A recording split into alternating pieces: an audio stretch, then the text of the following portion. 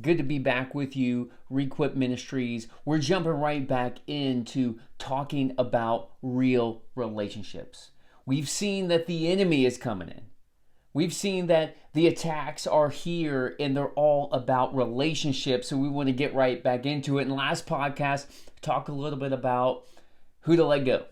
How do you let somebody go? How do you handle conflict? How do you deal with things like that? If you didn't get that, make sure you check that podcast out. I'm going to break this next one up into a couple of different parts because it's now, how do you hold on to relationships? In essence, it's who do you keep? And how do you hold on to them? This is going to be the first part of that one. And we're going to get into this a little bit because we've seen that, relationships a lot of times can stunt your spiritual growth, but I don't want to be too hard because sometimes, and so many times, the way God's actually designed it is relationships actually build your spiritual growth as well. If we put the right ones, if we make sure that we get the right ones, and when we look at it, we see how important, this isn't talked about a lot in the culture, but we see what's happening in homes that are fatherless. And specifically when it comes to faith, when it comes to following Jesus. Man, I don't know if you've noticed this, but when a father is following Jesus, doing the best he can, just following in love with Jesus, man, always wants to go to church, wants to be part, wants to grow spiritually, the rest of the family, generally speaking, grows. But often, when the man is kind of distant, the husband, the father is a little bit distant.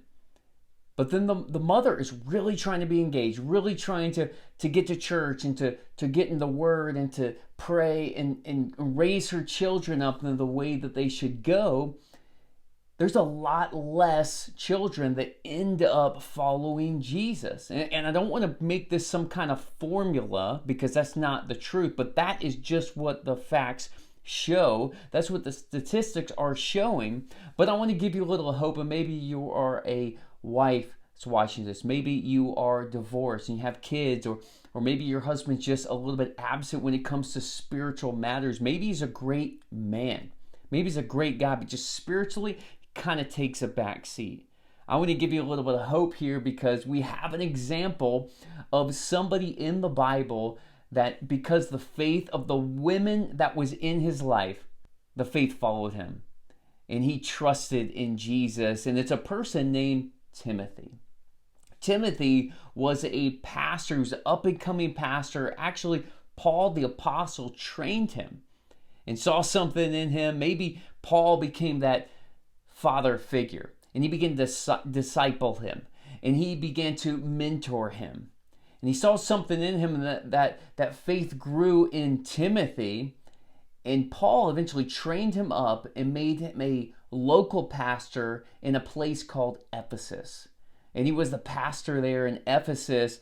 And there's something that I love that Paul is writing this letter to Timothy. In 2 Timothy chapter 1, verse 5, it said, because what it says here is, I'm reminded of your sincere faith, which first lived in your grandmother Lois and in your mother Eunice, and I am persuaded now lives in you. So there's some hope out there because we're not just talking about a formula. Man, we want to get men engaged.